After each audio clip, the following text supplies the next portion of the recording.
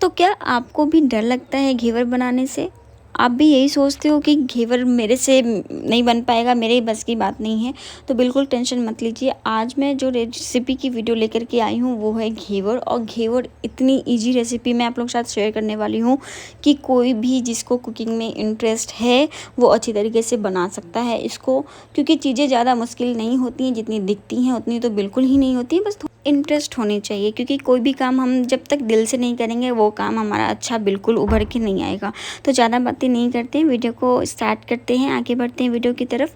तो यहाँ पे मैंने गरम घी लिया है, कपड़े से पकड़ा है तो मतलब गरम ही है।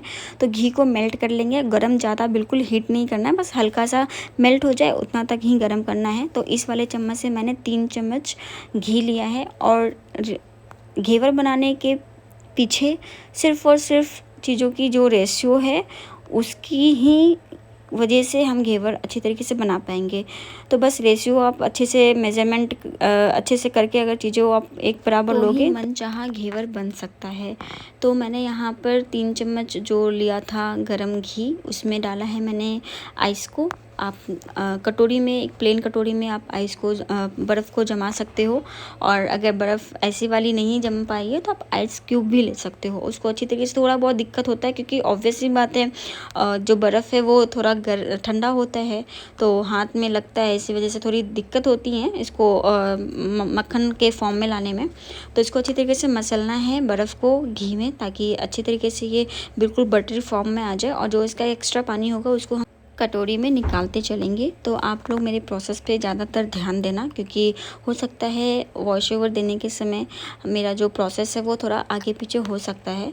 तो इसको, पानी को अच्छी तरीके से जब मसलने के बाद उसको निकाल देंगे, और उसके बाद जो भी हमारा घी है उसको कम से कम हाथ से हम लोग इसको फेंटेंगे 2 से 3 मिनट तक, या ज़्यादा से ज़्यादा 5 मिनट तक। जो बर्फ़ से मसलने का जो प्रोसेस है उसमें 1 से 1.5 मिनट लगता है, बट जो बर्फ़ को हटा देने के बाद जो मक्खन फॉर्म में लाना है हमें घी को, उसको प्रोसेस करने में कम से कम 5 मिनट हार्डली लगेगा। तो यहाँ पे मैंने इसको मक्खन के फॉर्म में ला करके इसको साइड कर दिया है। अब इस वाले चाय के कप से मैंने 1 कप दूध लिया है और 1 कप मैंने मैदा लिया है। अब इस मैदे को हम सेम क्वांटिटी रखेंगे।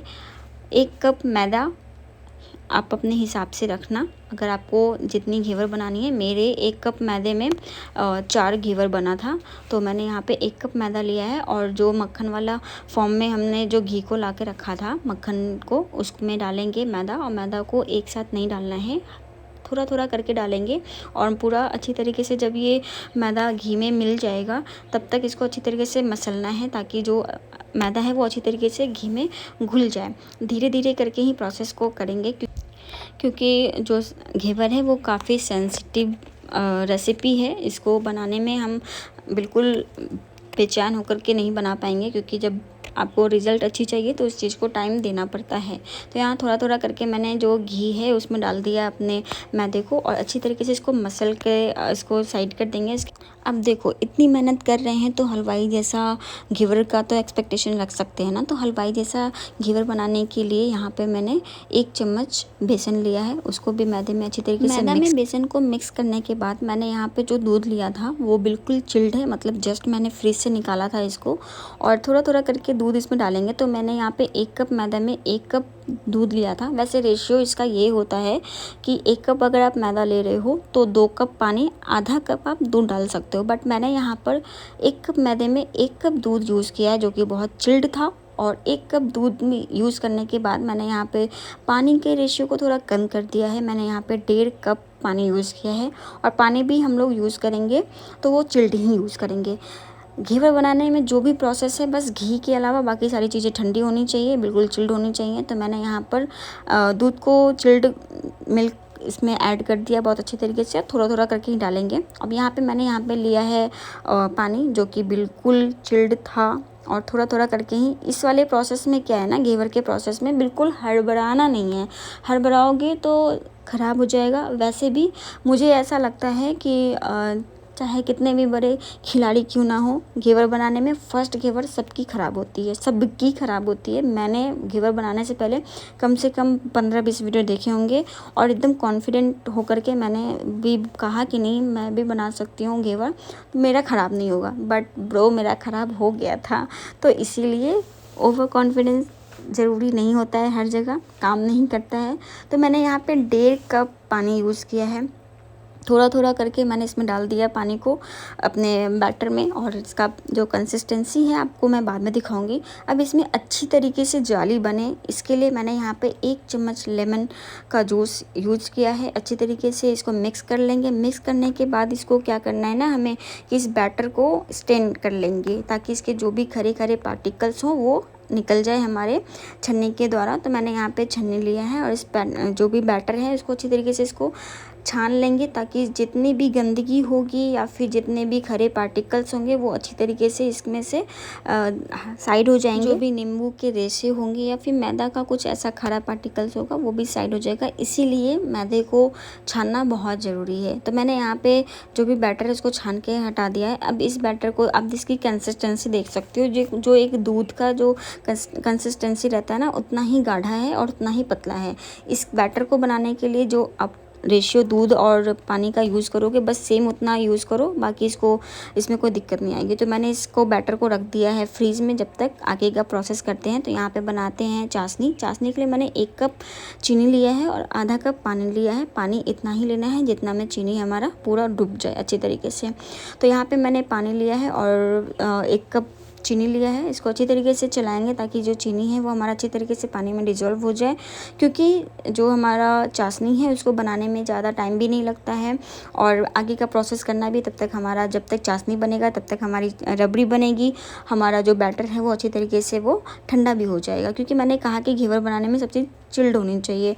तो जो चाशनी है हमारी वो अच्छी तरीके से चीनी जो है वो घुल चुकी है। उसमें डालेंगे थोड़ा सा फ्लेवर के लिए इलायची। आप चाहो तो इलायची पाउडर को स्किप भी कर सकते हो और आप चाहो तो इसमें केसर के फ्लैक्स भी डाल सकते हो ताकि जो फ्लेवर है वो भी अच्छी हो जाए और कलर भी थोड़ी सी चेंज हो जाए। बट इसमें कलर चेंज करने का कोई सेंस नहीं बनता है।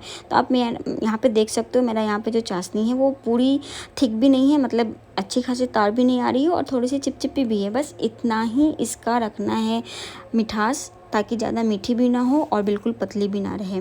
तो चाशनी जो बनकर रेडी हो गई है तो उसको कर देते हैं साइड। अब आप सोच रहे हो कि मैंने कढ़ाई में पहले पानी क्यों डाला, तो पानी मैंने इसलिए डाला है क्योंकि डायरेक्ट दूध अगर गर्म कढ़ाई में डालते हैं तो फिर जो दूध है वो हमारा कढ़ाई में चिपकना शुरू हो जाता है।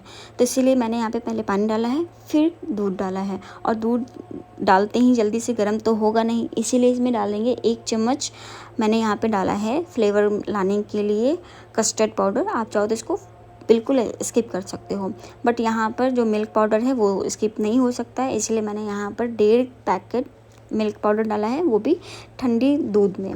अगर आप इसको गर्म दूध में डालोगे तो इसके ना गांठें बन जाएंगी, जो भी इसके लम्स होते हैं वो बहुत ज़्यादा हो जाएंगे, फिर जो हमारा रबड़ी है वो बहुत अच्छे तरीके से नहीं बन पाएगा जैसे हमें चाहिए। तो आप देख सकते हो दूध मेरी आधी हो चुकी है, दूध पकना जलना जो भी आप कहो वो शुरू हो चुका है बहुत अच्छी तरीके से। तो बस इसको मीडियम हाई फ्लेम करते करते इसको अच्छी तरीके से गाढ़ा करना। और जब आपको लगे कि ये गाढ़ा हो गया है तो इसमें आप चीनी डाल दो। चीनी आप अपने हिसाब से ही डालना। मैंने यहाँ पे 2 चम्मच चीनी डाला है।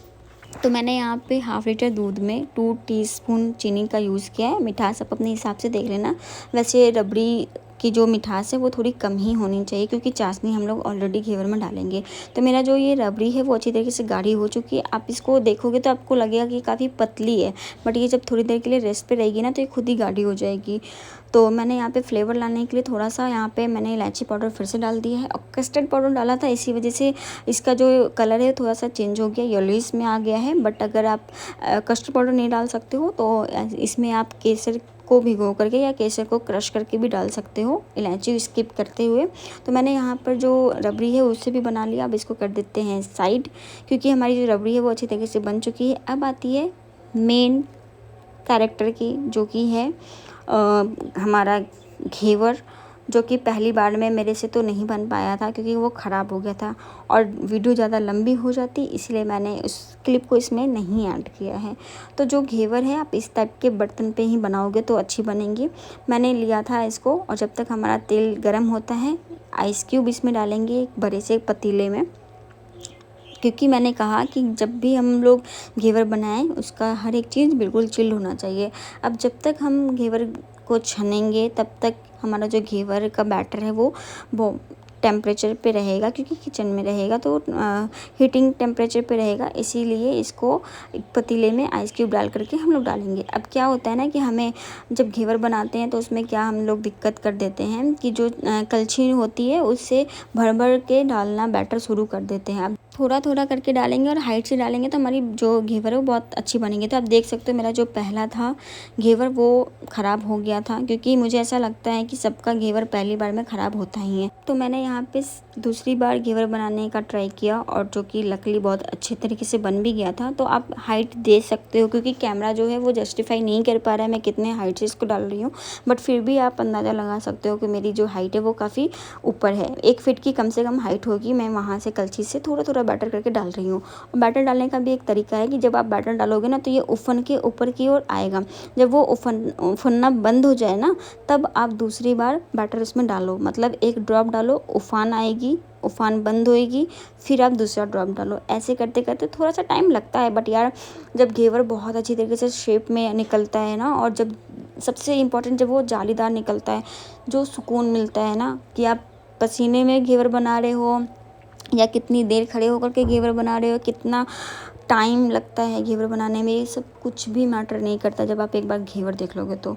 आप देख सकते हो किस तरीके से मेरा घेवर जो है वो काफ़ी अच्छी तरीके से जालीदार बन चुका है। तो उसके बाद जब आपको लगे ना कि घेवर मतलब थिकनेस थोड़ी आ गई है तो आप किसी भी बेलन से या दाल घाटने वाले स्पैचुला से आप उसको बीच में होल कर दो। होल करने से क्या होगा ना कि जो बीच में घेवर के होल रहते हैं वैसे वाले हमारे शेप बन जाएंगे, वरना पूरा घेवर पैक हो जाएगा। उसके बाद साइड साइड से थोड़ा पुश करते हुए उसको नीचे की तरफ डिप करो, सो डैट कि नीचे से तो पक रहा है हमारा घेवर, क्योंकि वो नीचे के फ्लेम के ऊपर है, बट हमारा ऊपर वाला जो घेवर है वो पक नहीं पाएगा। इसलिए उसको थोड़ा सा चम्मच की हेल्प से पुश करते रहिएगा, जिससे क्या होता है ना कि घेवर हमारा दोनों साइड से बहुत अच्छी तरीके से पक जाएगा। तो मेरा जो ये घेवर है वो काफ़ी अच्छी तरीके से बन गया था, और मुझे जो खुशी हुई थी ना, मैंने बहुत बहुत तेज़ चिल्लाया था कि यार चलो मेरा घेवर बन गया फाइनली। पहला घेवर मेरा ख़राब हुआ, थोड़ा सा कॉन्फिडेंस मेरा डाउन हो गया था। फिर मैंने सोचा कि नहीं यार, जब मैंने इतने सारे वीडियोज़ देखे हैं, सबके वीडियोज़ में घेवर पहला घेवर ख़राब हुआ ही था, तो मैंने सोचा कि मैं कौन सी 30 मार खानूँ, मेरा भी हो गया तो कोई बात नहीं। लेकिन दूसरा घेवर आप देख सकते हो कितना प्यारा आया है कि मुझे कुछ भी फील नहीं हुआ कि मैंने कितनी मेहनत लगी है मुझे ये सब चीज़ करने में। बट हाँ, जो मेहनत जिस भी चीज़ में लगती है ना वो चीज़ का रिजल्ट आता ही है बहुत अच्छी तरीके से, ये चीज़ तो जग जाहिर है। तो फिर मैंने दूसरे बैटर को डालना शुरू किया है। आप देख सकते हो मैं एक एक बूंद इसमें मतलब डाल रही हूँ, ताकि, और वो भी सेंटर पे। और मीडियम फ्लेम पे बिल्कुल नहीं रखना है इसको, हाई फ्लेम पे रखना है, फिर मीडियम पे रखना है, फिर हाई पे, फिर मीडियम पे, ऐसे करते करते आप इसको घेवर को बनाओ। बस फिर सेम प्रोसेस फॉलो करते हुए दूसरा मैंने घेवर बनाया है, और इसको मैंने स्टैंड पे इसीलिए रखा है क्योंकि जो मेरा स्टैंड है, चूल्हा का जो स्टैंड है वो उस पर ना ये मेरा जो कटोरा है वो स्लिप हो रहा था, तो मुझे लग रहा था कि कहीं मेरे हाथ ना जल जाए, इसी वजह से मैंने स्टैंड पे इसको रख दिया है। बाकी इसका घेवर से कोई मतलब संबंध नहीं है कि घेवर को स्टैंड पे रख के बनाएंगे तो ही अच्छा बनेगा, ऐसा कुछ नहीं है। अगर आपके पास बड़ी पतीले हैं तो आप बड़े पतीले पे बनाओ, बट मैंने भी फर्स्ट टाइम ट्राई किया था घेवर बनाना, इसलिए मैंने सोचा कि मैं छोटा छोटा करके ही बनाऊंगी ताकि मुझे आइडिया भी हो जाए और देखते हैं अच्छा बनता है कि नहीं। तो आप देख सकते हो, बस हाइट थोड़ा मेंटेन करना, रेशियो बिल्कुल सेम रखना, आपका घेवर जो है बिल्कुल अच्छी तरीके से बन जाएगा। अब आती है बारी हमारे घेवर को फॉर्म में लाने की। तो मैंने यहाँ पर चाशनी जो बनाया था उसको घेवर में ऊपर से डालेंगे चम्मच की हेल्प से, बिल्कुल डिप नहीं करेंगे। जैसे हम लोग पुआ बनाते हैं या ब्रेड की मिठाई बनाते हैं तो डिप कर देते हैं, वैसा बिल्कुल डिप नहीं करना है, बस चम्मच की हेल्प से इसको डालना है। और इतना डालना है कि मिठास इस घेवर में अच्छी तरीके से हो जाए। उसके बाद ऊपर से डालेंगे इसमें रबड़ी, और रबड़ी को भी काफ़ी पूरा फिल नहीं करना है, बस 1 से 2 चम्मच इनफ है। तो उसके बाद रबड़ी को डालने के बाद इसमें कुछ ड्राई फ्रूट्स को ऐड करेंगे। वो भी ड्राई फ्रूट आपके पास जो भी है आप वो लगा सकते हो, या तो आप लगा दो पिस्ता लगा दो, क्योंकि मैंने पिस्ता लगाया है, या फिर आप बादाम को क्रश करके लगा सकते हो, जो भी आपका मन, वो आपके ऊपर डिपेंड करता है आपको कौन से ड्राई फ्रूट से गार्निशिंग करनी है। तो मैंने यहाँ पे पिस्ता से घेवर को गार्निश किया है अच्छी तरीके से, और ये खाने में बहुत ज़्यादा टेस्टी था, ट्रस्ट मी। मतलब जब चीज़ें अच्छी बनती हैं काफ़ी मेहनत के बाद तो बहुत अच्छी खाने में, और जब लोग तारीफ़ करते, फैमिली मेम्बर्स तारीफ़ करते, तब तो वाह वाह है, क्या बात है। तो बस आज के लिए इतना ही। होप आपको वीडियो पसंद आई हो। वीडियो पसंद आई तो प्लीज़ वीडियो